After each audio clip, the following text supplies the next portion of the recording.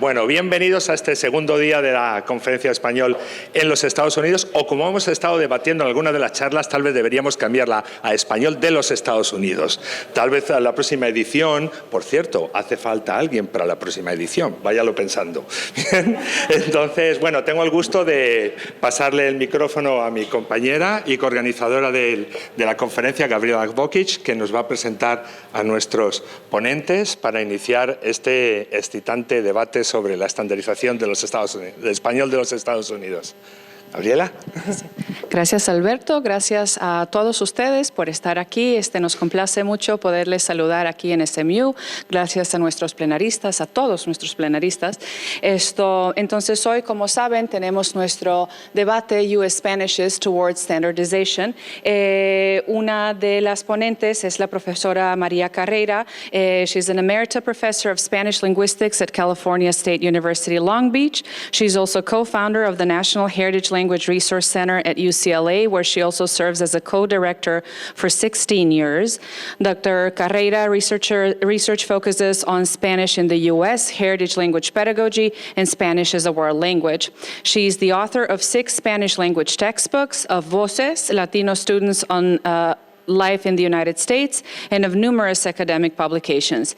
She's the 2023 recipient of the Charles Ferguson Award for Outstanding Scholarship from the Center for Applied Linguistics in Washington, D.C., and she's the Executive Director Designate of the American Association of Teachers of Spanish and Portuguese, a post that she will assume in July of this year.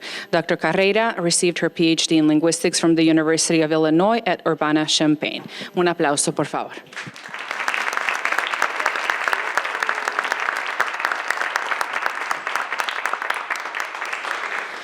Segundo, pero definitivamente no menos importante, Dr. Francisco Moreno Fernández es catedrático Alexander von Humboldt de la Universidad de Heidelberg y director del Centro de Estudios Iberoamericanos de esta universidad.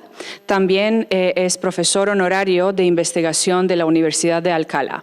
Es miembro de número de la Academia Europea y de la Academia Norteamericana de la Lengua Española y miembro correspondiente de las Academias de la Lengua de Cuba, México y Chile, así como de la Real Academia Española. Dirigió los centros del Instituto Cervantes en Sao Paulo y Chicago, fue director académico del Instituto Cervantes en Madrid y director del Observatorio de las Culturas Española e Hispánica del Instituto Cervantes en la Universidad de Harvard. Muchas de sus publicaciones están relacionadas con los campos de la dialectología, la sociolingüística, la sociología del lenguaje y la metodología lingüística.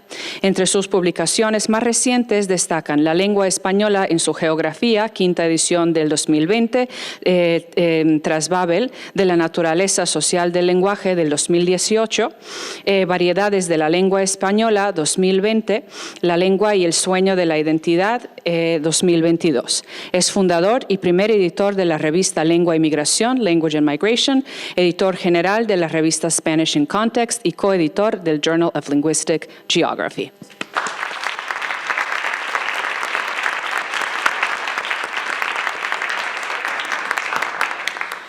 All right, so the way we thought this is that we shared certain guidelines for our presenters, and I just want to share those with you. I think we discussed this with our keynote speakers. It makes more sense to do it this way than go question by question. So the 5 questions that we shared with our keynote speakers are as follows. The first one, in the last decade, U.S. Spanish has received attention and recognition in academic linguistic circles, but it has also established an undeniable presence in all domains of public life in the United States. Media, advertising, politics, economy, education, and culture have all seen a substantial influx of Spanish. In this process, inevitably, certain structural properties and bilingual practices are becoming formally standardized or unofficially legitimized. Does this suggest the need for establishing an official standard or standards? Why or why not? A related question, number 2, what would be the benefit of having a standard or standards? Who would benefit and who or who would not? Are there any benefits to the status quo, which is not having an official standard? The third question, which individuals and institutions, if any, should be part of these conversations and decision making? Number 4, which structural properties and bilingual practices are headed towards legitimization? And lastly, what would be the impact of an institutionalized norm or norms on education, society, economy, and politics given the global, highly mobile and multilingual context in which we live? Entonces, dada la naturaleza del Congreso, pueden participar en la lengua que quieran, obvio, también podemos hacer las preguntas en las lenguas que queramos, entonces hemos reservado alrededor de 15 o 20 minutos para las preguntas de la audiencia. Dicho esto, pues habíamos decidido que el profesor Moreno Fernández va a empezar, así que adelante. Hola, buenas tardes. Voy a empezar yo porque me propuso la profesora Carreira que iniciara este debate presentando una postura general, pero no puedo empezar de otra manera que dándole las gracias a los organizadores y decir que estoy muy honrado de estar aquí. Una organización magnífica y encima me da la oportunidad de participar en un debate con la profesora María Carreira, con lo cual me siento casi en una nube académica. Así es que muchas gracias por esta oportunidad. Me traen aquí porque yo creo que igual que funciona la radiolingüística, ¿verdad? Como decía Jonathan Rosa, que el hecho de tener un aspecto físico, étnico, racial, ya se presupone lo que uno va a decir. Yo creo que también existe la simbollingüística y se supone que si uno ha trabajado o pertenece o ha estado vinculado a las academias de la lengua o ha trabajado para el Instituto Cervantes, ya se sabe lo que va a decir, ya se sabe lo que va a pensar, evidentemente. Algo de eso puede haber, pero yo ante todo soy sociolingüista, es decir, ante todo soy un profesor al que le gusta trabajar con datos, no me gusta trabajar con ideas ni desde un sillón, sino desde la calle, desde el campo. Pero incluso desde esa postura, mi idea es que lo que decía Robert Hall en el año 1950 de leave your language alone, deja la lengua en paz, no hagas nada con ella, pues es algo con lo que no estoy de acuerdo en líneas generales. Yo estoy más con Fishman, que en el año 2006 decía do not leave your language alone. Con las lenguas hay que hacer algo, sobre todo cuando las lenguas no son hegemónicas. Cuando son hegemónicas también, y de hecho una parte de mi trabajo consiste en contribuir en esa línea, sobre todo aportando elementos de variedades no hegemónicas. Pero creo que trabajar con las lenguas no hegemónicas o con variedades no hegemónicas tiene un valor especial y el español, por muy hegemónico que sea en muchos lugares del mundo, no es hegemónico en otros muchos lugares del mundo, comenzando por los Estados Unidos o siguiendo por Filipinas. Por lo tanto, creo que hay que hacer algo con la lengua. Por eso creo que estoy aquí. Y en relación con mi postura, simplemente podría añadir como primer turno que proponerles que reflexionen sobre estas ideas. ¿Con qué criterios un periodista que está redactando una noticia en español, y hay muchos periodistas hispanohablantes en los Estados Unidos, toma la decisión sobre decir aplicación o solicitud? El hecho está muy claro, porque el uso nos dice que la aplicación hasta está aceptado, digamos, oficialmente, pero puede haber dudas. ¿Dónde se consultan esas dudas? ¿O con qué criterios se organizan programas de enseñanza que no quieren ser denominados como bilingües por razones políticas, sino que utilizan 1000 nombres distintos para tapar una realidad? ¿Por qué se tapa esa realidad? Eso tiene que ver con una posible estandarización, tiene que ver con planificación y políticas lingüísticas. ¿Y con qué criterios se redactan los documentos que salen de la administración de los estados, de la administración federal, a la hora de dirigirse a los ciudadanos en español? ¿Qué criterios se siguen?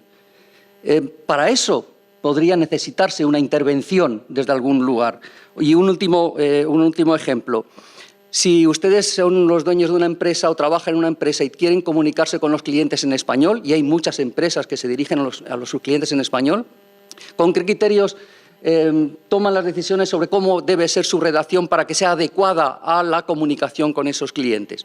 Para esos aspectos creo que es conveniente o a veces necesario contar con una estandarización, si bien podemos hablar qué quiere decir esto de estandarización, pero ahí va mi primer turno. Y María, ¿qué me dices? Ahora sí. Bueno, pues muchas gracias. Voy a empezar con el primer punto de desacuerdo. Que el español en los Estados Unidos yo creo que sí se está convirtiendo en una lengua hegemónica. Lo vemos, por ejemplo, en las escuelas, en las universidades, donde es la lengua que prevalece en cuanto al número de cursos que se ofrecen, al número de estudiantes que se enseñan. Lo vemos en los medios de comunicación, lo vemos en todo lo económico. A mí me sorprendió aprender que los hispanos en los Estados Unidos están en séptimo lugar en cuanto al GDP, el Producto Interno Bruto en el mundo. Somos la primera nación hispanohablante que aparece en esa lista. Entonces, por eso, parte de lo que iba a decir más adelante es que en parte me opongo a crear un estándar para los Estados Unidos, a pesar de los buenos argumentos que acabas de presentar, Francisco, porque me parece que lo que necesitamos es un estándar mundial donde el mundo hispanohablante se ajuste, en cierto modo, a nosotros, ¿no? Porque a lo mejor no nos gusta esta palabra que somos hegemónicos, pero es sin duda los Estados Unidos el lugar más poderoso en el mundo donde se habla español. Me estoy adelantando un poquito, a lo mejor no debo adelantarme de esa manera, pero voy a leer en un ranking que hizo de las ciudades globales, las mejores ciudades en el mundo para los negocios, Miami, entre las 200 ciudades globales en el mundo, ocupa el número 26. Madrid ocupa el 20, pero después de eso, la primera ciudad latinoamericana que aparece en esa lista es Buenos Aires, con un 96, del rango de 96. Entonces, eso a mí me dice que indiscutiblemente en los negocios llevamos la voz cantante en el mundo. Entonces, me parece que es hora, y lo digo humildemente y lo digo con mucho respeto, de que el mundo se acomode a nosotros en vez de que nosotros nos acomodemos a otros. Es un gran momento para nosotros, de la manera que yo lo veo. Bien, estoy bastante de acuerdo con algunos de los aspectos que ha comentado, no con el aspecto de que habría que prescindir de un estándar o de una referencia estadounidense. Por lo siguiente, la enseñanza en las escuelas, el uso del español en foros públicos, necesita unas referencias que estén cercanas al uso social, al uso público de la lengua. En muchos casos, cuando se está enseñando español y a la hora de resolver dudas, se recurre a un concepto tan abstracto como a veces inútil, que es el concepto del estándar. Esto es así porque es lo que se dice en el estándar. ¿Pero cuál es el estándar? Cuando bajamos un poco más al terreno, y aquí lo hemos visto en este congreso, se habla del estándar mexicano. Pero el estándar mexicano no es el estándar estadounidense. Y por otro lado, hace falta darle legitimidad a una cantidad de usos que son absolutamente populares, generales en los Estados Unidos y que no tienen ningún respaldo, no voy a decir oficial, pero sí un respaldo formalizado de alguna manera en forma de guías de estilo, en forma de la información que aparece en los manuales de español o en otras muchas formas que puedan aparecer en relación con los medios de comunicación, donde esos usos estadounidenses deben ser reconocidos como normales. Evidentemente, no estoy refiriéndome al uso popular del español, es decir, desde el grupo social hacia abajo, hacia la familia, que es otro universo, o lo que ocurre dentro de un aula, que es otro universo, sino a ese español público de los medios de comunicación, de las administraciones, de la Administración de Justicia, donde ahora mismo la referencia en muchos casos es si se recurre a algo cercano, el estándar mexicano, y si se recurre a algo lejano, el estándar que se marca desde las academias de la lengua en países hispanohablantes. Creo que es importante tener esa referencia y para ello necesitaríamos, primero, conocer cómo es el español de los Estados Unidos, el que se usa en Estados Unidos. Por eso todo lo que sea reunir datos, esas informaciones que se están aportando en los congresos son fundamentales. Una vez que se conozca lo que hay, normalizarlo, es que es normal que aparezcan ciertos usos, ya no es lo de aplicación, que está absolutamente generalizado. Hay usos como los de registración.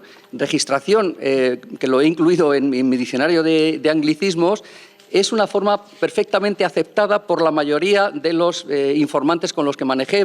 Hice una encuesta nacional con unos centenares de informantes y la voz registración era aceptada como algo normal. Es decir, si conocemos cómo es la realidad, podemos aceptar ciertos usos que podrían llevarse a una norma que quedaría reflejada en libros de texto, en guías de estilo, en referencias públicas y que harían que el español se sintiera como algo más cercano, no como algo lejano. Siempre desde la necesidad o la conveniencia, desde mi punto de vista, de conectar con el resto de los hispanohablantes, porque ese es uno de los grandes valores que tiene el español. Pero ¿a ti no te parece que ya conectamos bastante con el resto del mundo hispanohablante? Entonces, este ejemplo que pusiste de aplicación o solicitud, yo me puse a escuchar Univisión en preparación para este debate y vi un montón de telenovelas. No es buena idea, porque es difícil parar una vez que uno empieza. Y también Despierta América. Y no vi ninguna necesidad de... Bueno, el uso social del español me pareció que se encontraba en una situación inmejorable, que nos entendemos bien. Y eso me recordó un poco a la investigación que se ha hecho sobre el inglés por muchos lingüistas, pero entre ellos Suresh Canagarajah, que lo que hizo fue que entrevistó a un gran número de trabajadores de muy buena preparación académica en países de anglófonos, pero estos trabajadores venían de otros países, entonces habían aprendido el inglés como segunda lengua. Y les preguntó, ¿se comunican? ¿Qué problemas tienen ustedes al comunicarse? ¿Qué necesidades tienen? Y lo interesante que se me hizo de sus hallazgos es que casi todos dijeron, no, la verdad que no hay problemas, nos comunicamos perfectamente. Y lo que Canagarajah concluye es que hay una serie de prácticas, de maneras de abordar la situación comunicativa que hace que los hablantes en situaciones de contacto lingüístico, y el español en los Estados Unidos es un espacio de enorme contacto lingüístico, aparte de lo que se dice sobre todas las variantes del español y las generaciones y todo eso. Una cosa que aprendí hace poco es que los Estados Unidos es el quinto país de mayor diversidad lingüística en el mundo. Increíble, no lo sabía. Me parece que aquí se hablan unas 350 lenguas, ¿no? Entonces, bueno, el español, por supuesto, se habla en situaciones de gran contacto y variedad dialectal. Entonces, lo que el trabajo de Canagarajah me hace pensar es que si vamos a crear un estándar, por todas las razones que tú das, sería bueno tener un estándar de prácticas y actitudes que asumimos al tratar de comunicarnos en una situación de alto contacto. Aquí en los Estados Unidos tenemos hablantes nativos del español, tenemos hablantes de herencia y, por supuesto, tenemos hablantes de segunda lengua. En julio, como Gabriela mencionó, yo voy a empezar mi cargo como directora ejecutiva de la American Association of Teachers of Spanish and Portuguese. It's a mouthful. Pero ya he empezado a hablar con maestros, con los miembros de la organización, tratando de entender cuáles son nuestras necesidades, etc. Y descubrí algo después de 30 y pico de años en esta profesión, descubrí algo que me dejó con la boca abierta. Y es que nuestros maestros que hablan español como segunda lengua se sienten muy acomplejados, se sienten criticados, ¿no? Se sienten que no pueden competir con esas otras dos grandes poblaciones de hablantes, es decir, los nativos y los de herencia. Eso me causa mucha preocupación, me aflige oír eso.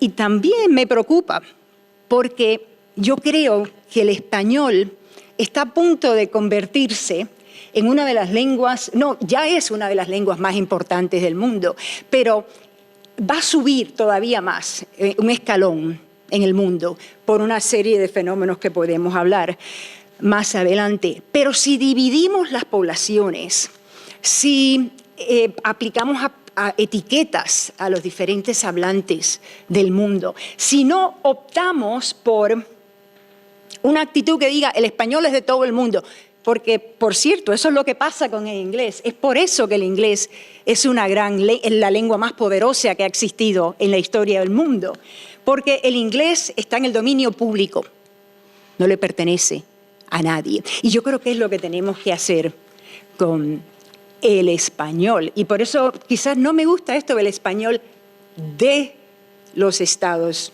Unidos. Es un español del mundo entero y que le conviene al mundo entero aprender y tratar de comprendernos más a nosotros, como tú estabas diciendo, Paco. Bien, efectivamente el español de los Estados Unidos no es radicalmente ni esencialmente diferente del español de ningún otro lugar. Hay, por supuesto, unas características que lo hacen algo especial. Hay dos fundamentales. Una es el contacto interdialectal. No hay ningún otro país hispanohablante que tenga un contacto interdialectal tan intenso, y eso debe formar parte de ese perfil, desde mi perspectiva, de ese perfil del español de los Estados Unidos. Y la otra característica es el contacto con el inglés, que no es exclusiva de los Estados Unidos porque se da en otros lugares, aunque sean más pequeños como sí, Gibraltar, pero es otra de las características que hace que tenga una forma diferenciada. Pero al margen de esas características que creo que sí permiten identificar un español de los Estados Unidos, como hay un español de Castilla, yo no voy a decir de España, porque en España hay por lo menos tres grandes variedades, la castellana, la andaluza y la canaria. O igual que se habla de un español mexicano, y también México tiene su diversidad interna, hay un español estadounidense que tiene su diversidad interna, en distintos niveles, hasta en el nivel regional. Pero estoy de acuerdo en que creo que por parte de las autoridades de la lengua generales debe haber una aproximación, no todo debe ser desde los Estados Unidos hacia un modelo más general, sino que debe haber un esfuerzo. En ese sentido, sí puedo decir que como trabajo, en las academias no se trabaja porque no hay un horario de 8 a 8, pero sí hay tareas que se encomiendan, y entre esas tareas están, por ejemplo, la de la revisión de todas las entradas que hay en el diccionario. No se hace todo, que es un diccionario enorme y se va haciendo por partes, y encargan a la Academia Norteamericana que revisen cuáles son las formas que hay. Ya me he anotado, por cierto, la palabra chido, que aparece como mexicana, pero también se utiliza en los Estados Unidos, en Los Ángeles y en Mississippi.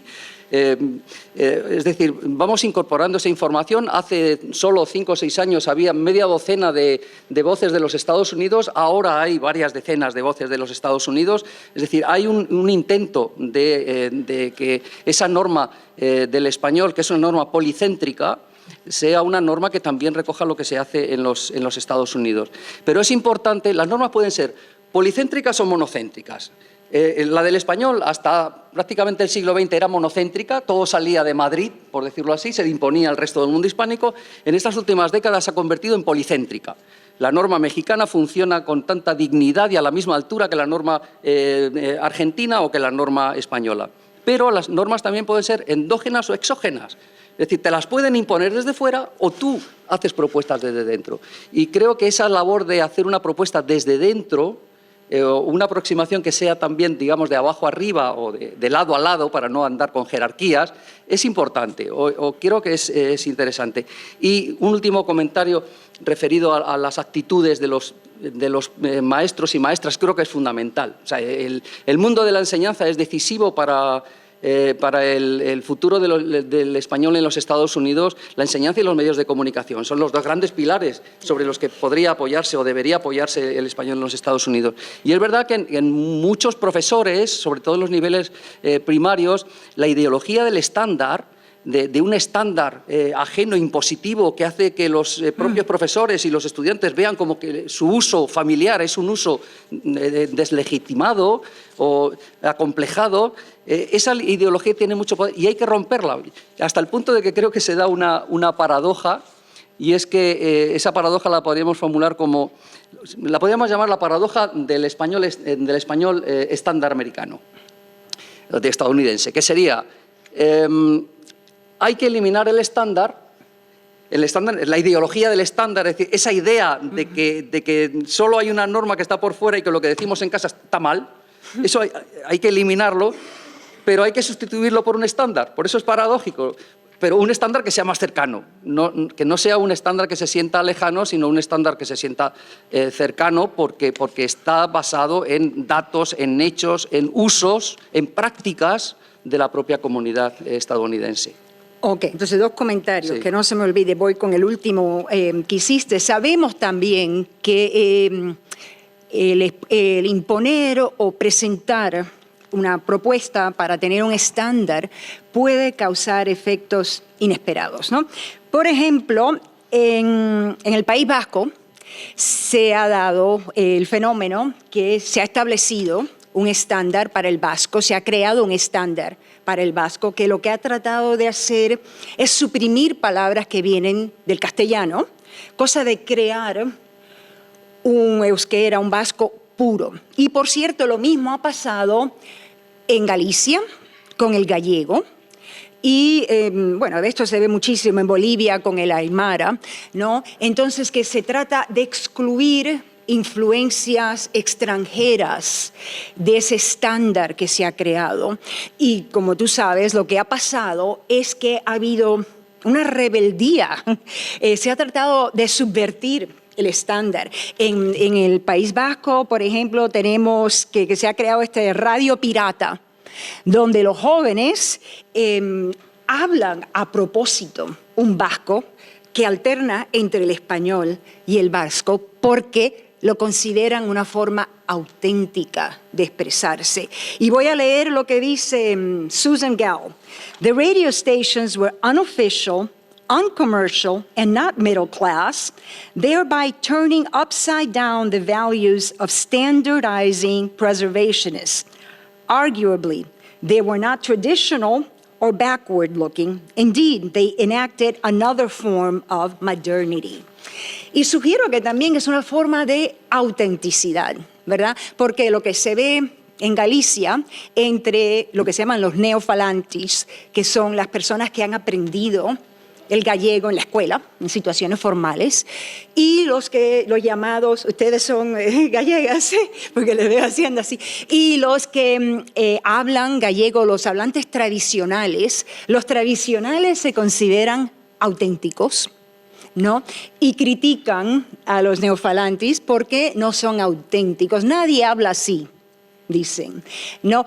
Y por otro lado, los neofalantes critican a los tradicionales porque se expresan mal, tienen una lengua anticuada y una lengua que se ha dejado pervertir por el español. Entonces, ese era mi primer comentario. Ahora, el problema es que ahora se me ha olvidado el segundo comentario. ¡Qué cosa tan grande! Lo primero que tú mencionaste, que me pareció muy interesante que en tu libro tú dices, si la comunidad espera una norma, lo más práctico es hacer lo posible para que esa norma sea adecuada y bien fundamentada, en la que al mismo tiempo los hablantes se reconozcan a sí mismos. De acuerdo. Y estoy muy de acuerdo con eso porque sabemos que, bueno, voy a leer a Nancy Hornberger y Tomás Ricento que dicen, attempts to change language policies, especially those with long histories, in any institutional domain without the consent of the affected parties or without broad-based input will always be problematic, especially in democratic societies. Entonces, Francisco, te pregunto con todo el respeto del mundo, ¿qué comunidades aquí exigen una norma? Creo que más que de comunidades se trata de estilos o registros. Creo que la norma, una posible norma estadounidense sería de utilidad para lo que es el uso público, principalmente escrito, de la lengua. Ahí es donde creo que hay una mayor capacidad de intervención, una mayor, tal vez, necesidad social, porque los documentos tienen que quedar redactados de una manera clara, tienen que quedar redactados de una manera cercana a los ciudadanos, tienen que cumplir unos requisitos que no se pueden permitir que reflejen en cada momento o en cada comunidad el habla local, porque entonces no permite una comunicación pública realmente efectiva. Por eso lo restrinjo a eso. Y cuando hablo de esa necesidad de la norma, es que es un hecho que las sociedades exigen normas. Bueno, hay un libro coordinado por Neil Rowley que se llama el ser normativo, el animal normativo, the normative animal, donde habla de que el ser humano es un ser que socialmente exige que existan normas, no tanto para cumplirlas como para indicar qué es lo que se espera de los demás. Todos esperamos de los demás que tengan una conducta determinada para hacer viable la convivencia social. Y eso pone en relevancia un concepto de norma que, tratándose de la lengua, que es el más humano de los rasgos, pues se hace mucho más evidente. Y si no se construye una norma razonada, racional, adecuada al uso real, va a venir alguien y nos va a imponer una norma seguramente sin un criterio, digamos, tan equilibrado. Y de hecho ya hay pequeñas acciones de estandarización y de política lingüística que van fijando terrenos. Existe una guía de estilo de la Asociación de Prensa Hispana. Están los libros de textos, que también normalizan. Exacto. Y hay alguno que incluso refleja el llamado Spanglish. Exacto. Cuando la CNN o Univisión se pone a redactar noticias, se reúnen en equipo para intentar que el español esté nivelado y pueda ser accesible a toda la audiencia. Cuando ACTFOL pone exámenes, cuando creamos exámenes, estamos creando una referencia para ser seguida, porque el que no siga esos cánones, esas pautas, queda eliminado. Es decir, que hay muchas acciones de estandarización y sería bueno que hubiera una referencia común para que no fuera un tira y afloja por un lado y por otro, o para que no venga una editorial anglohablante y nos imponga un libro de estilo que al final todo el mundo digamos, es que como lo ha hecho una editorial anglohablante, esto es lo que tiene una mayor categoría y todo el mundo debemos seguirlo. Eso está ocurriendo, el mundo editorial tiene un poder enorme. Si no creamos nuestras normas como comunidad, como sociedad, alguien de fuera nos las va a crear. No sé si estoy de acuerdo con que alguien de afuera nos los va a crear, pero estoy de acuerdo que para algunas cosas vale tener una norma, pero no exactamente de la manera que tú lo presentas. Por ejemplo, sabemos que para comprender un texto, digamos, periodístico, necesitamos tener un vocabulario de más entre 5.000 y 10.000 palabras. Y eso depende de cómo se cuente y si el texto es oral o escrito. Para comprender literatura, mucho más, ¿no? Y tenemos que comprender el 98% de las palabras que se encuentran en el texto para poder entender el significado del texto. Esto a mí me llama mucho la atención, porque cuando a mí me entrenaron para ser maestra de español, me decían, ayuda a que los estudiantes adivinen por el contexto qué es lo que quiere decir la palabra. Y resulta ser que se ha sabido por muchos años que eso no es así. Que si el lector no comprende entre el 95 y el 98% de las palabras que están en un texto, no va a comprender el significado del texto. Entonces, me parece muy acertado, y esto no lo vemos en los libros de texto, y yo soy autora de esos libros de textos, consultar el corpus del español y ver cuáles son las 5.000, 7.000, 10.000 palabras más comunes en el español escrito, digamos, y esforzarnos por enseñar ese léxico, ¿no? Entonces, ese es el primer punto. Segundo, veo diferencias en la pragmática, y hay estudios que muestran que los hispanos en los Estados Unidos, Potowski, me parece que estudió a los mexicanos en Chicago, pero puede que haya sido los puertorriqueños, no estoy segura. Pero lo que encontró es que para rechazar algo usaban estrategias más indirectas de lo que lo hacían los mexicanos, eran los mexicanos de México, no tan indirectas como lo hacen los americanos, pero algo intermedio entre lo que hacen los mexicanos en México y lo que hacen los americanos en los Estados Unidos. Y lo mismo se vio en un estudio que hizo Gutiérrez Rivas para los cubanos, que al solicitar, al pedir algo, usan estrategias indirectas con mucha más frecuencia de lo que lo hacen los cubanos y casi se van aproximando, sobre todo las mujeres, se van aproximando más a las normas del inglés. Entonces, eso para la comunicación me parece sumamente importante, ¿no? Ese tipo de norma. El translanguaging, que se sabe que comunica confianza y solidaridad. Entonces, me parece que tener normas para el uso de translanguaging, por ejemplo, para una campaña publicitaria, una campaña política, me parece esencial.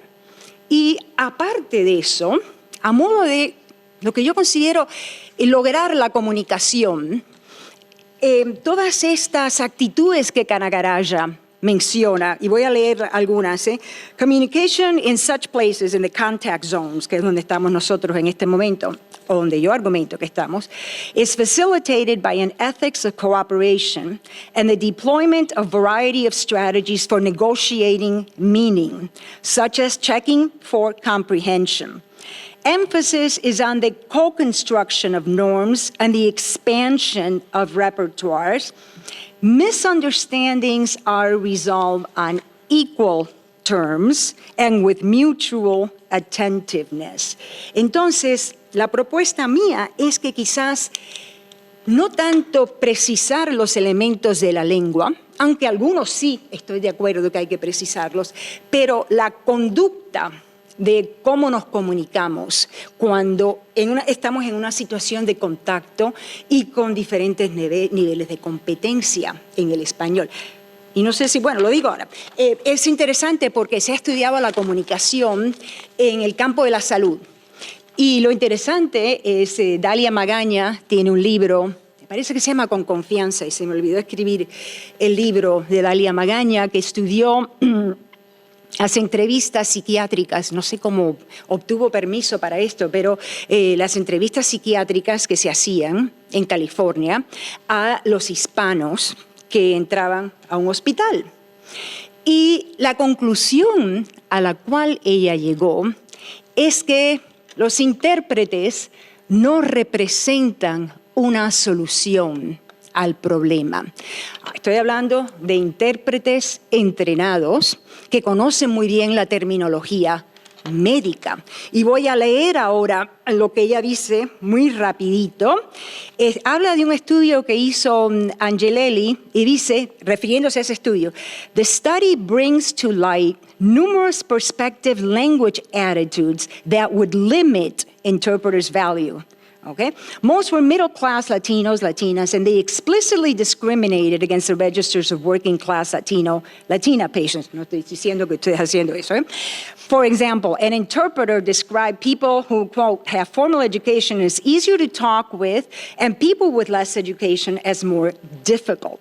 Another interpreter said that she would speak in any register to accommodate a patient, but that she always began with the highest register and adjusted downward, an approach unlikely to make patients feel comfortable. Similarly, the interpreter described this process in stigmatizing terms, describing her starting point as riding an elegant horse and comparing speaking with some patients to crawling.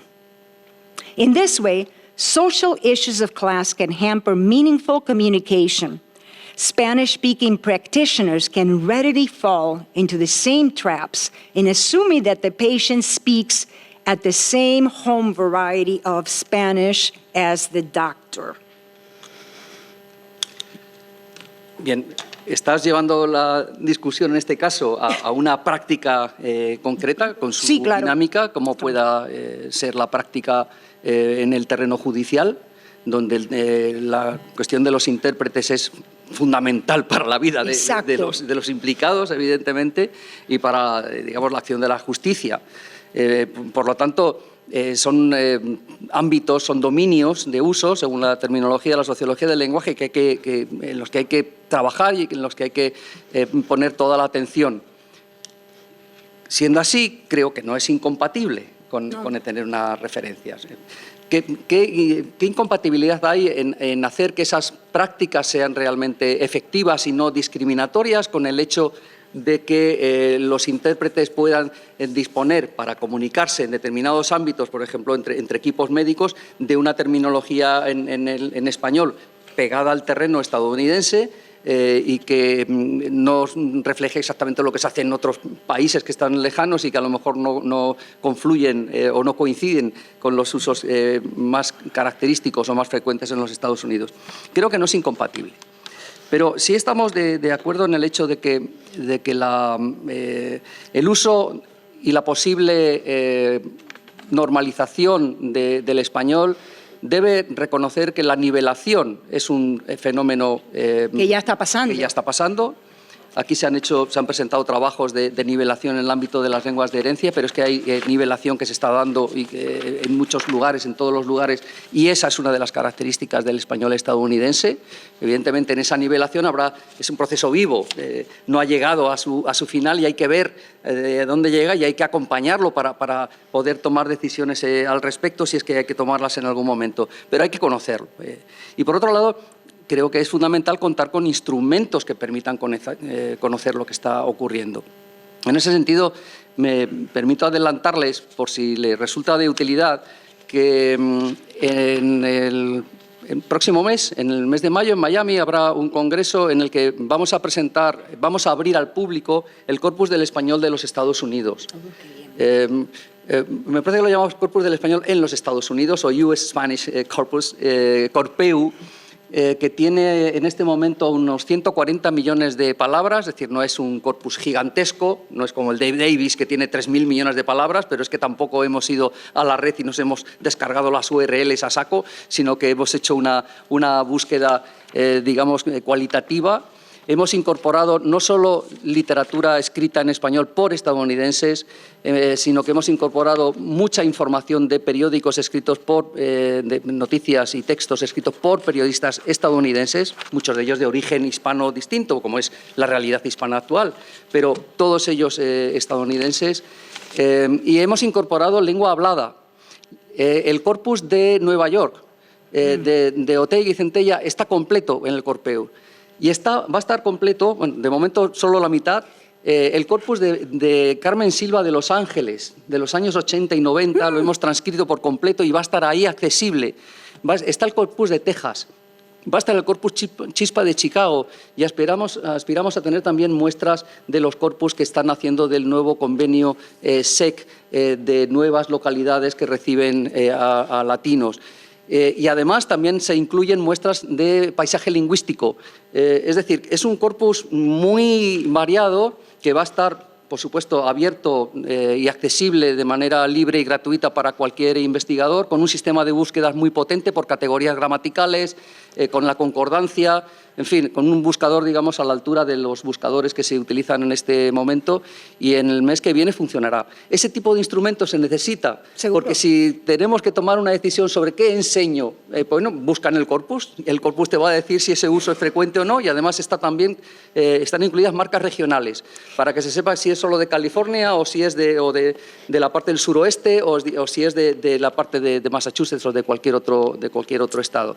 Yo creo que esas herramientas son importantes, porque ayudan a tomar decisiones. Creo que sí, hasta cierto punto, ¿no?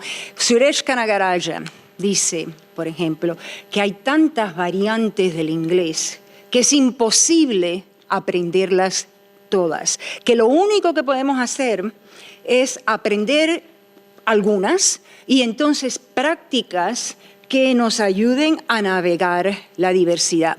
Y aquí quiero mencionar volver al libro de Dalia Magaña, donde estudió esas entrevistas psiquiátricas y tuvo la gran suerte de trabajar con un médico psiquiatra preparado en México, mexicano, que estaba trabajando en el campo, en California.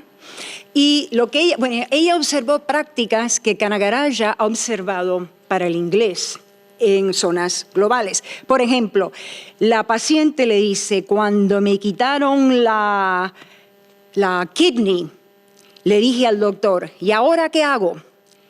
El médico, que sabe perfectamente que en español esa palabra es riñón, responde, ¿cuál kidney le quitaron? ¿No? Después en otra, o sea, que él usó la palabra de la paciente porque consideró que era la palabra que mejor se podía usar en ese contexto, que mejor cumplía con una comunicación eficaz. Y así vemos muchísimos ejemplos en el libro. Por ejemplo, ella cita que el médico le pregunta en la entrevista a otro paciente, ¿tiene alguna incapacidad? Y entonces vio que el paciente como que no reaccionaba.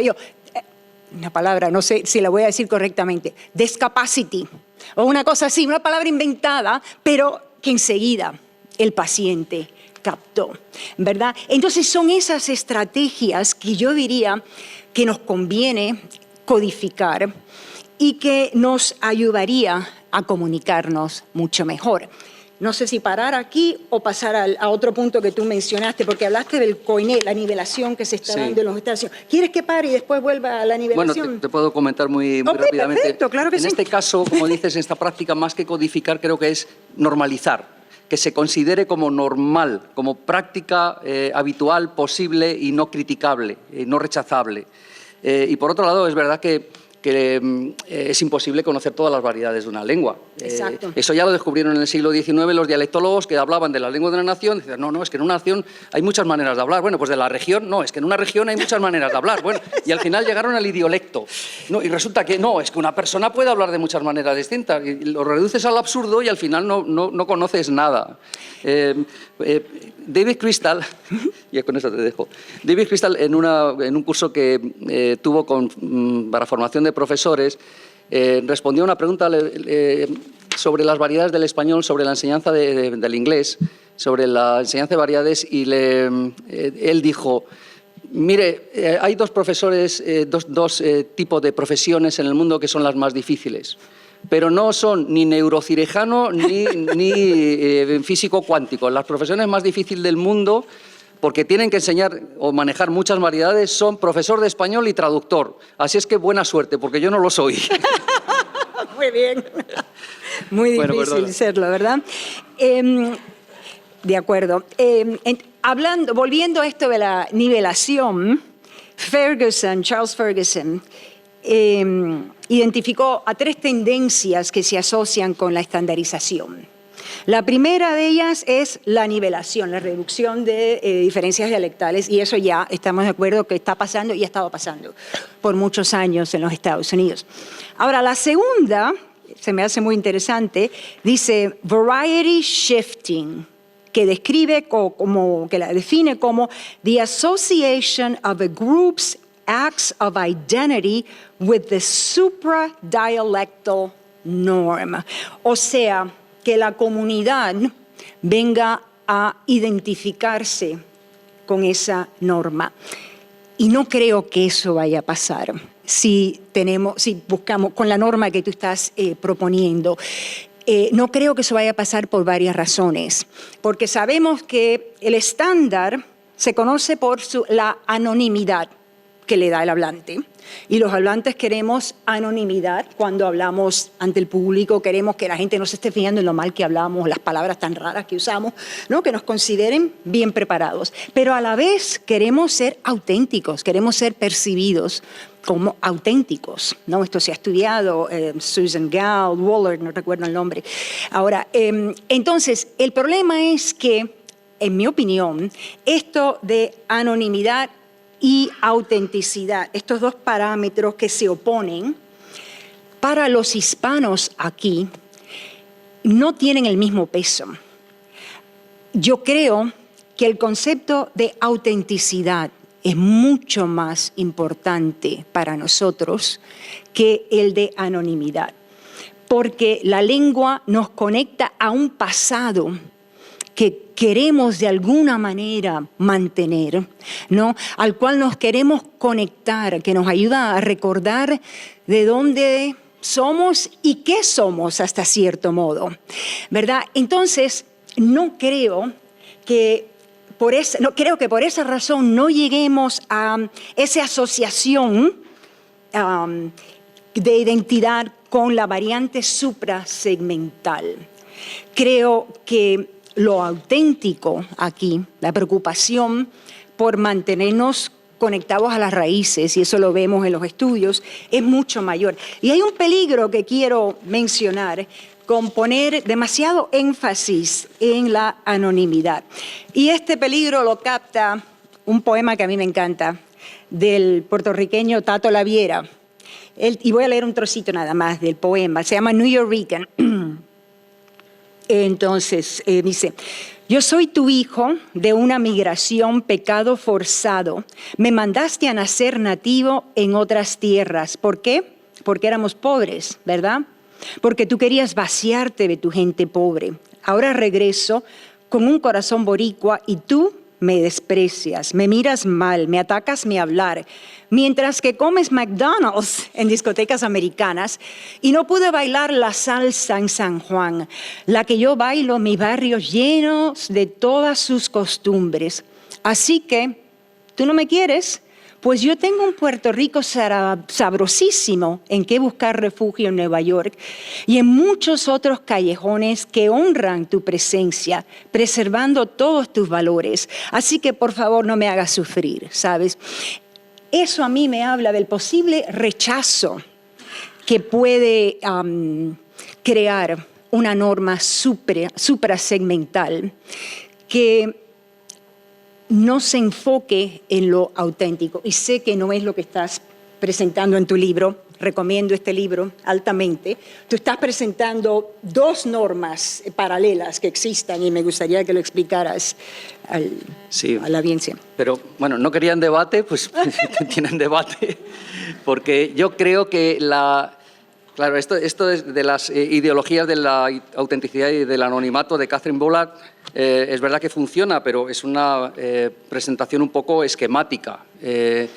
Yo creo que no es incompatible un uso auténtico de la lengua con disponer de un criterio, una norma, un estándar restringido, como decía al principio, sobre todo la lengua pública y escrita, que oriente ciertos usos que son necesarios o convenientes para una comunidad. No niega en nada la autenticidad del uso popular, de las prácticas profesionales, de los usos familiares o de las prácticas identitarias en una comunidad. Creo que no es incompatible. Y en cuanto a las normas, bueno, creo que el funcionamiento de las variedades, en un sentido parecido al que comentabas de Ferguson y que enlaza directamente con el concepto de diaglosia que maneja Peter Auer, de una serie de variedades que van ocupando o que ocupan, digamos, espacios jerárquicos sociales diferentes, una situación que se da muy frecuentemente en Europa, y en el caso del español de los Estados Unidos no hay ni una uniformidad ni en el uso auténtico ni en el uso general. Hay una especie de continuum que va desde una mezcla de lenguas casi extrema hasta un uso que podría ser perfectamente confundido con un uso de un nativo chileno o de un nativo colombiano, sin ningún tipo de problema.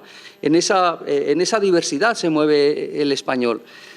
Solo creo que convendría trabajar en ese criterio orientador para esos usos públicos y usos, sobre todo, escritos a través de instrumentos sociales como la enseñanza, como la justicia, como los medios de comunicación. El resto es pura dinámica sociolingüística y contra eso no hay manera de luchar.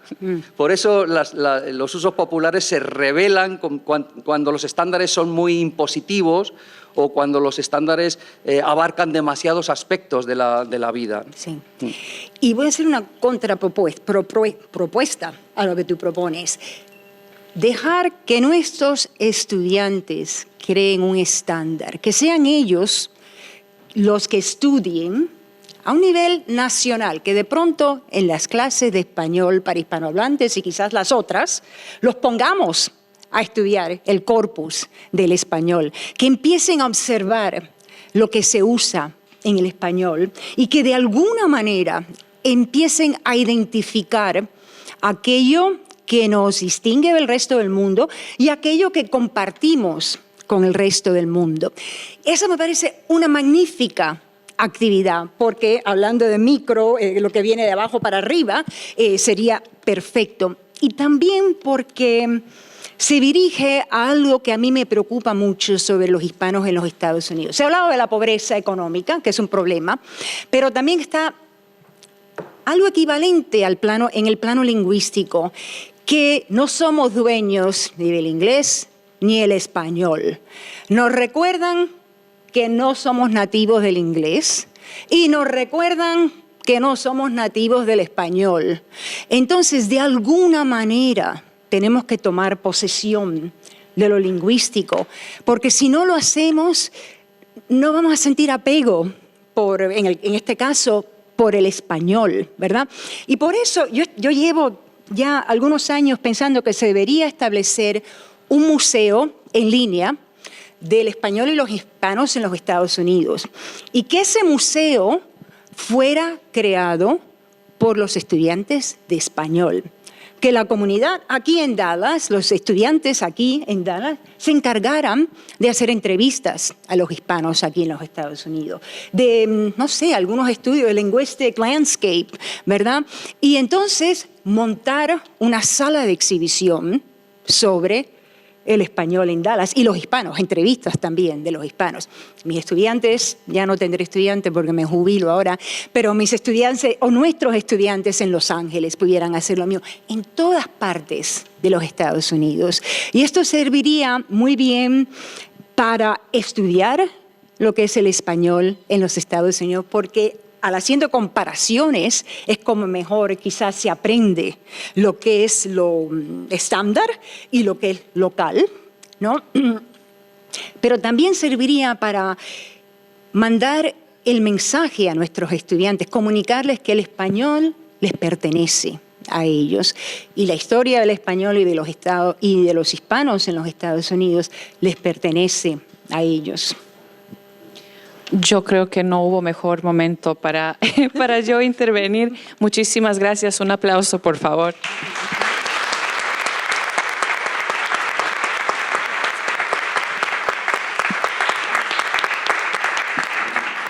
Muchas gracias a nuestros ponentes. Yo creo que este es un momento oportuno para abrir el podio para a las preguntas de la audiencia.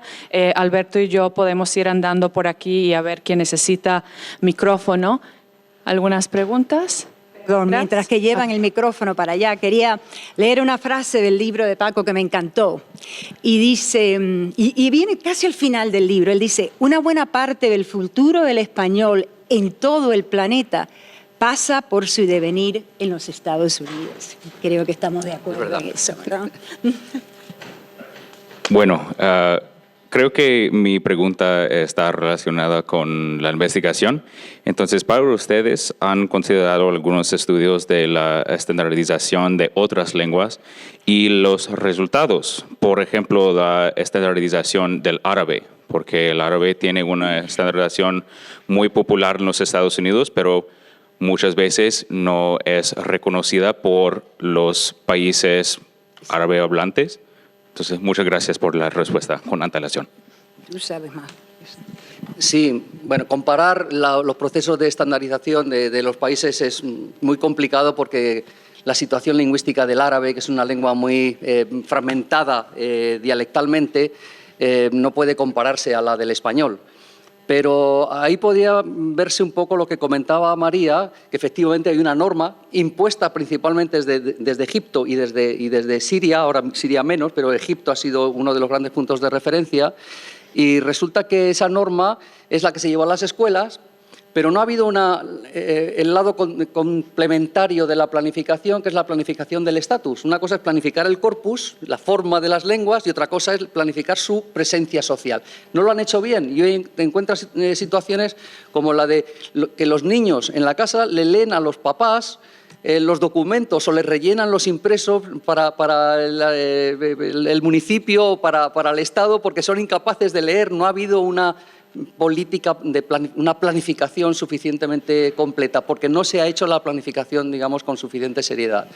Pero eso no tiene que ver con lo que se ha hecho en Cataluña, por ejemplo, ni con lo que se hace con la política lingüística que se sigue en Alemania. Cada país tiene una configuración diferente basada en su propia realidad dialectal y lingüística. Pero eso me recuerda a un problema que sucede en las escuelas cuando se enseña árabe, cuando se enseña chino, que viene siendo en la mayoría de las clases mandarín, y hindi. Que lo que pasa es que se agrupan, por falta de esta política, se agrupan estudiantes que hablan diferentes variantes que no se entienden entre sí, ¿no? Y a eso se le llama el aula de árabe por herencia o el chino por herencia. Y en verdad lo que es un aula que agrupa a los estudiantes que no son hablantes de segunda lengua del árabe estándar o del mandarín o del hindi, ¿verdad? Entonces también refleja una falta de visión y planeamiento lingüístico, que era lo que tú estabas mencionando. Por suerte con el español no nos sucede esto. Es más, yo he tenido brasileños, yo he puesto brasileños en mi clase de español para hispanohablantes, razonando que era mejor ponerlos en esa clase que ponerlos en español 101, porque iban a entender bien, claro, no esperar lo mismo de ellos, pero lo iban a disfrutar mucho más, iban a aprender mucho más en mi clase de español para hispanohablantes que en una clase de español para estudiantes de segunda lengua. Mira, muy rápidamente, hablando de estas diferencias, el caso del portugués y del español son casos muy llamativos y muy interesantes porque son como dinámicas distintas a pesar de la cercanía cultural y geográfica. Y es que en portugués ni siquiera se han llegado a poner de acuerdo sobre una norma ortográfica. Había una norma aprobada por todos, pero finalmente la aprobación definitiva estaba si todo el mundo lo aceptaba, pero no acaba de llegar, y además hay como un juego de no, mi forma de hablar es muy distinta y de escribir es muy distinta, mientras que en el español hay como una especie de sintonía natural. Si hay posibilidad de agruparse y de comprenderse, uno se agrupa. Evidentemente hay personas que dicen, no, yo no entiendo nada. Bueno, no entiende nada, pues depende. Mi mamá no entendía las películas de Almodóvar y era nacida en el centro de España, pero ya no era una cuestión dialectal, era una cuestión sociolingüística, evidentemente. El que no se quiere entender no se entiende, pero en general sí hay una tendencia a comprenderse y a digamos, a no eliminar, pero así a diluir un poco las diferencias internas que tenemos, ¿no? Ella dice planeamiento y yo planificación. Estupendo. Exacto. Muchas gracias a los dos, fue muy interesante escucharlos. Creo que escuchando este debate me nace la pregunta de nosotros como lingüistas, cuando reflexionamos, vemos muchas cosas en el lenguaje que para nosotros son valiosas, ¿cierto? La norma, la claridad, las máximas de cortesía, máximas de economía, todas estas cosas que vemos que para nosotros valen mucho porque hemos estudiado. Pero cuando pienso en la estandarización, me entra la duda de quién beneficia esta estandarización y qué tan accesible se convierte esa estandarización. Porque cuando pensamos en el tema económico, digo, pero ¿cuántos de nosotros, hispanos o latinos, figuramos realmente accediendo a ese capital? ¿Y cuántos de estos hispanos o latinos, al estandarizarse, van a encontrar en la estandarización poder o retomar poder? O si esta estandarización se vuelve un escalón más desde el cual no accedes a los beneficios que te tienen, porque se vuelve entonces una barrera. Y no es que crea que haya una respuesta exacta, creo que vivimos en un espacio capitalista que espera esas desigualdades, pero sí me genera esa duda como de cómo vemos el beneficio de la estandarización más allá de nuestra fascinación lingüística en ella. Ya veo que ha leído a Pierre Bourdieu y sus teorías sobre el capital simbólico y el capital lingüístico. Evidentemente eso puede ocurrir. O sea, la lengua normalizada, estandarizada, puede ser una barrera que impida el acceso a determinadas partes del mercado social de determinados grupos sociales. Esa es una realidad. Y es un peligro de la estandarización. Pero una estandarización que tenga como objetivo eso es una mala estandarización. desde mi punto de vista, porque la estandarización debe hacerse para un bien común, para un bien social, no para el beneficio de un grupo. Y yo creo que ahí es donde está nuestra labor como lingüistas, en hacer lo posible para que la estandarización sea un proceso que realmente beneficie a la comunidad, no un obstáculo para que solo puedan acceder a determinados grupos de poder las personas que cumplan determinados requisitos. Nuestra labor como lingüistas en parte pasa por eso y pasa también por transmitir unas actitudes de apertura hacia las variedades, de comprensión de cómo funciona el contacto de lenguas, de hacer que esa ideología rígida del estándar, como la explicaban los Milroy, no sea una ideología generalizada, sino que sea algo cada vez más minoritario. Esa es mi propuesta. Estoy completamente de acuerdo. ¿Ibas a decir algo? No, que teníamos otra pregunta, pero adelante, Pero María. es algo que se me olvidó Claro, no hay decir, problema. que Nancy Holmberg habla de tres tendencias en cuanto a cómo vemos la lengua o al planear, al hacer planeamiento lingüístico. La orientación de lengua como problema, que entonces hay que eliminar una de ellas, porque, por ejemplo, el español puede causar problemas para la sociedad anglófona.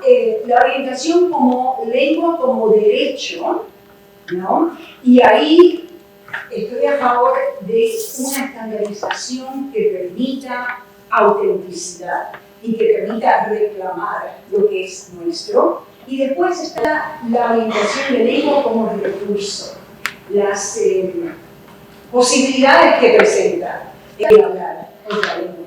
Y ahí es donde creo que lo que tú propones, el tipo de estandarización que propones, cabe dentro de esa orientación. Sí, exactamente. Hola, buenas tardes, muchas gracias. Mi pregunta más bien está más centrada en la parte educativa.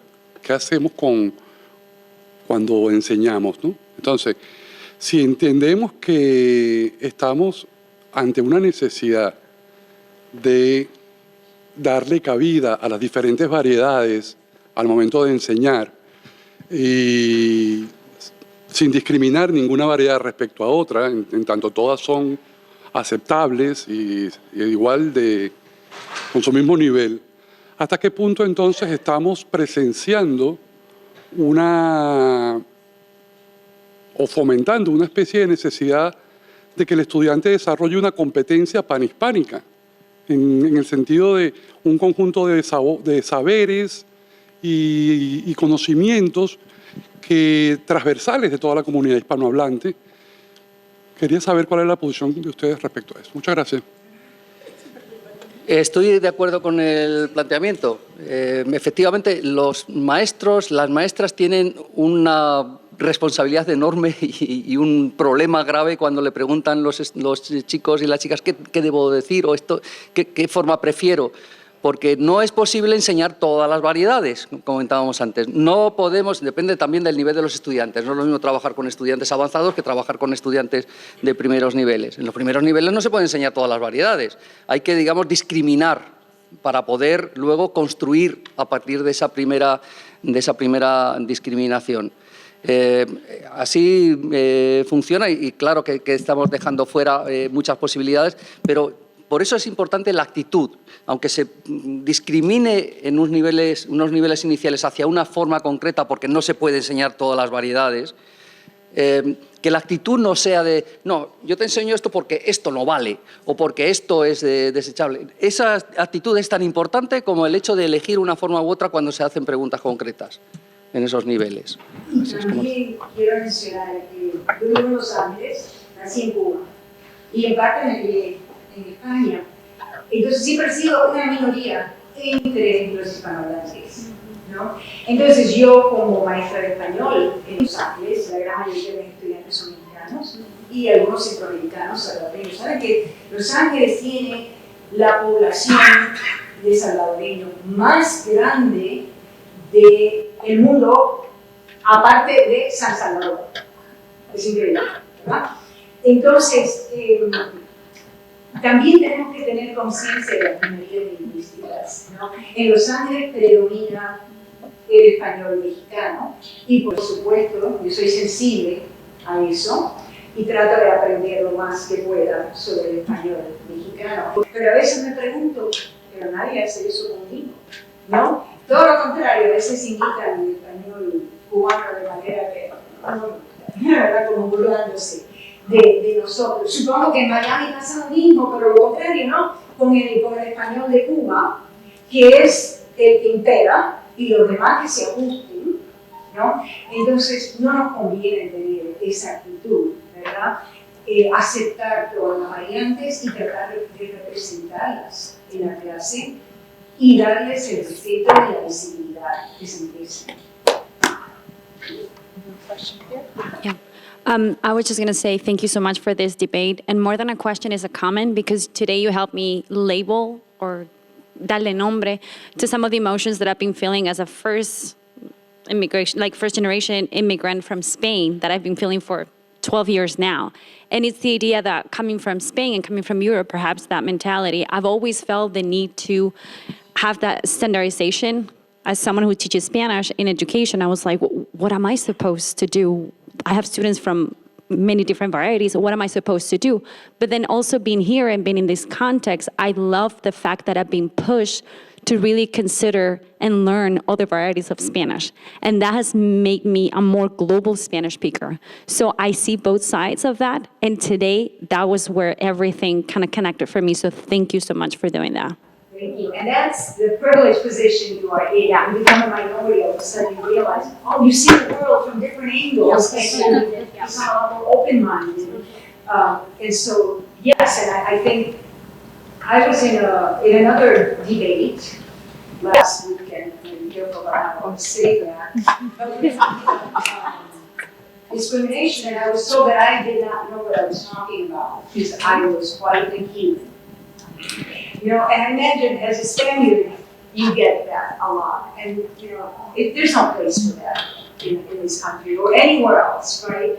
We just have to accept where people come from and see them as doing the best they can and we're all valid here and our experience is all count. Yeah, I think it's too easy for a teacher from Madrid, teaching in Madrid, to take decisions about what Spanish to teach in the class. But the problem is in the United States when you have many people coming from different places. So in this case, I think the key element is teamwork. Teamwork, exchange of ideas, exchange of attitudes, and this is the only way, yes, that this organization works, I think. We have another question. Yeah, thank you. It seems that to some degree it looks like both of you agree. Voy a pasar a español. Los dos estabais un poco más o menos de acuerdo en que la normativización y la estandarización debía hasta cierto punto ser algo orgánico o algo que emergiera un poco de la comunidad misma. Y me preguntaba, ¿qué ocurre entonces con intervenciones propuestas, a veces por los propios lingüistas, desde fuera de la comunidad, por razones de justicia social o de reconocimiento de minorías, pero que pueden ser menos orgánicas? ¿Cómo incorporamos eso? Y que además pueden variar por países y, sin embargo, a lo mejor sería necesario tener algún tipo de unidad en ese sentido. Estoy pensando en particular en terminaciones nuevas para el género no binario y este tipo de cosas que están empezando a surgir y que son, desde mi punto de vista, todo menos orgánicas, ¿no? A lo mejor tienen otras utilidades, pero curiosamente la academia las rechaza en los foros que tiene para ello, dando el argumento de que la academia usa fundamentalmente clase media alta, juicios de la clase media alta, o al menos me he encontrado ese argumento, ¿no? Y lo curioso es que creo que en este caso es justamente la clase media alta con cierto nivel educativo la que lo está proponiendo y no estoy tan segura que ocurra orgánicamente en la mayoría de las comunidades que conozco, ¿no? Sí, muy aceptado tu comentario. Cada lengua, digamos que tiene un cierto estatus de oficialidad, tiene algún organismo que sirve de referencia para su norma. En el caso del español tiene forma de academias. Las academias son organismos independientes de los gobiernos, que se rigen por sus propios criterios, más acertados o menos acertados según la época. Ahora estamos en una época de panhispanismo que celebramos desde muchas perspectivas, un panhispanismo mejorable, pero que está funcionando. En Finlandia tiene un instituto que depende del gobierno, en Japón hay un instituto que depende del gobierno japonés también, en Alemania es una universidad la que lleva el liderazgo, la Universidad de Mannheim, que es la que ofrece recomendaciones sobre qué utilizar y que se dedica a recolectar datos sobre los usos del alemán. Cada lengua tiene, Francia tiene su Académie de langue française, que fue el germen de otras muchas academias. Cada país tiene digamos, su referencia. En el caso de los Estados Unidos no hay una referencia, de momento está siendo todo mucho más orgánico. Exacto. Está surgiendo de las universidades, probablemente haya alguna universidad que se pueda convertir en líder del proceso, si se dieran las condiciones para ello. Pero en cualquier caso, en un caso como el de Estados Unidos, no funcionaría desde mi perspectiva un criterio de normatividad o oficialidad, sino de recomendación. Exacto. Que es el criterio que se está siguiendo en muchas academias del mundo, recomendar usos, y que también lo está incorporando las academias españolas. Si ven la última edición de la Nueva Gramática de la Lengua Española, hay muchísimas decisiones que en la edición anterior, que era de los años 30, se daban como norma y que ahora dice, se recomienda en tal región, se recomienda tal uso. O sea, las recomendaciones cada vez son mayores en contra de los criterios puramente normativos. En el caso de Estados Unidos tendría que ser pura recomendación para que pueda funcionar. Pero de momento no hay una institución líder que lo lleve hasta su último extremo. Pero es que el mundo también ha cambiado mucho. Entonces no es solo el hecho de que los Estados Unidos no tienen esa tradición, pero que en este mundo global, el mundo de Netflix, tú mencionas en tu libro, la tele, y el estudio, este señor hizo un estudio de Netflix. Bueno, no fue solo de Netflix, pero fantástico, lo recomiendo. Y yo me puse a mirar, es que en el mundo estamos viendo los mismos programas, todos. Si ustedes van a Netflix y buscan los top 10, ven que el mundo entero está viendo los mismos programas. Eso sirve de alguna manera para estandarizar la lengua y para enseñarla también, ¿verdad? Ahora, ¿por qué no mencionas? Muy interesante lo que viste sobre la Bella y la Bestia, esa variante que viste en Netflix. Menciónalo porque a mí se me hizo muy interesante. De las dos versiones que se hacen. Sí, bueno, La Bella y la Bestia fue una de las primeras producciones de Disney que utilizaba en un primer lugar variantes de cada uno de los países para cada uno de los personajes. El Sebastián, que era el cangrejo, hablaba como un cubano, el otro hablaba como tal. Esa era la Sirenita. En La Bella y la Bestia fue la primera... ¿Verdad? Es que no me he leído el artículo. No, esa era la Sirenita, que era la primera en la que se hacía así. No, en La Bella y la Bestia fue la primera versión en la que se creó una versión latina, que es una ficción, porque no existe el español latino. ¿Cuál es el español latino? ¿El de Argentina? ¿O el de México? ¿El de Colombia? No existe. Y sin embargo, los latinoamericanos se han acostumbrado a que eso se convierta en un registro de las películas y lo aceptan. Eso ocurrió hace unos años con los dibujos animados, con las caricaturas en español, porque eran todas caricaturas dobladas con mexicanos. Y bueno, no sonaba extraño porque es como hablan las caricaturas, ¿no?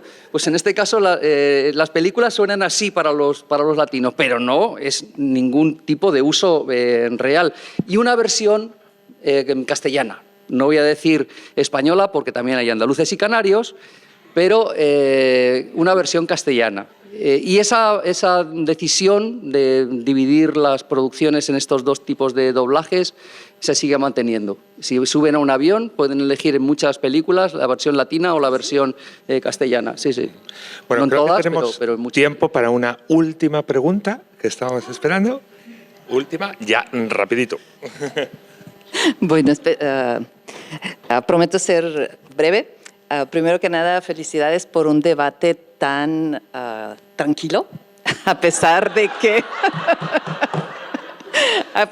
que la lengua... No la tenemos con nosotros, y las posiciones nada semejantes. Estoy muy de acuerdo con la idea de que no necesitamos un proceso estandarizador en el español de los Estados Unidos. Creo que se está dando sin necesidad de que intervengamos los lingüistas. De darse un movimiento, estaría apoyando otra vez la idea de que fuera endógeno, y hasta el momento lo que se ofrece no se oye mucho la participación activa de la comunidad misma. Y aunque los lingüistas estemos en Estados Unidos trabajando, tenemos una posición de poder que terminaríamos imponiendo una variedad bajo criterios personales y no de uso. Pero bueno, esos son los puntos que están en la mesa de discusiones. La pregunta específica que tenía es para Francisco acerca de este corpus del español en Estados Unidos. Me da mucho gusto que se vaya ya a presentar, y con estas millones de palabras veremos qué se trabaja.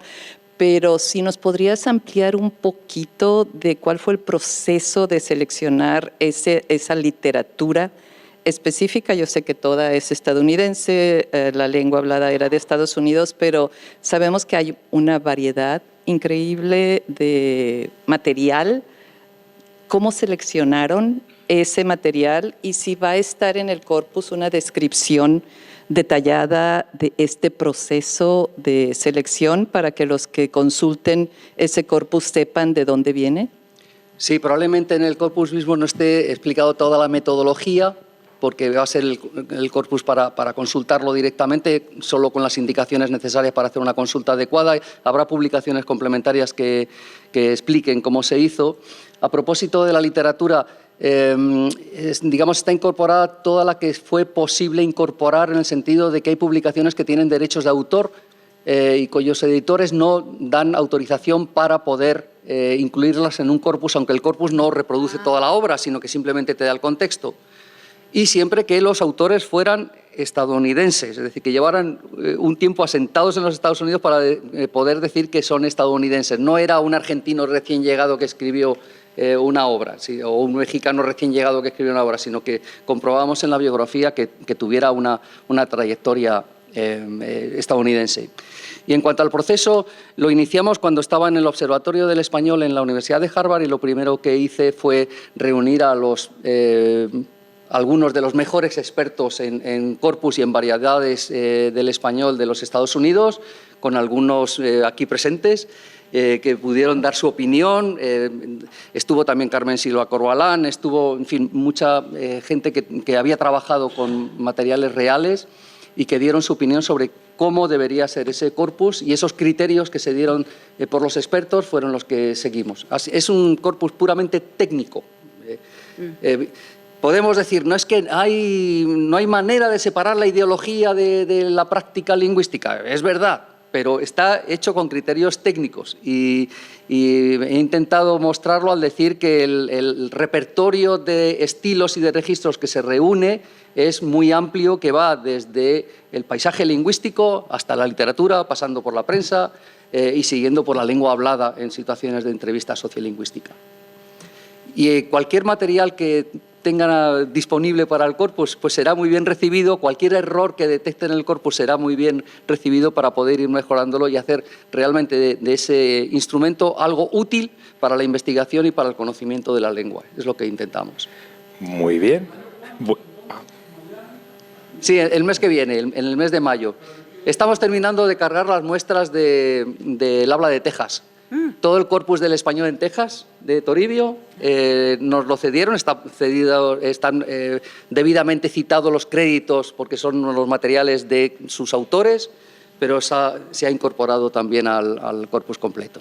En el Congreso de la Academia Norteamericana de la Lengua Española se va a presentar. Muy bien, bueno, pues como todo tiene su final.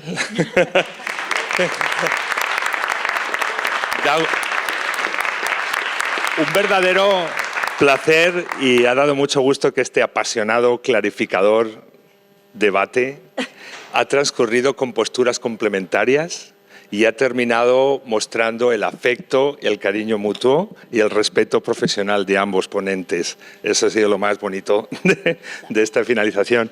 Muchísimas gracias y a todos por estar aquí y esperamos que esta conversación, este debate, este diálogo sirva de punto de referencia para el futuro. Muchas gracias nuevamente. Gracias.